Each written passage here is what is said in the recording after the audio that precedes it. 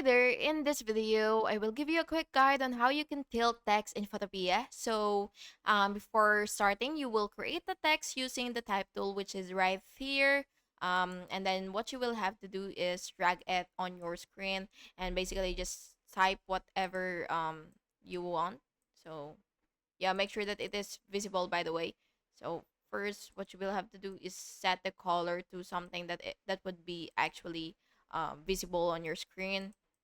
So yeah, and then what you will have to do next is right click the text layer, which is right here, and then what you will have to do is choose convert to shape, and then convert to shape if you need per letter transformations, by the way, and then you will select edit, which is right here, and then click free transform, and then you will rotate it by dragging outside the bounding backs, or right click inside transform and choose skew or distort to tilt more sharply.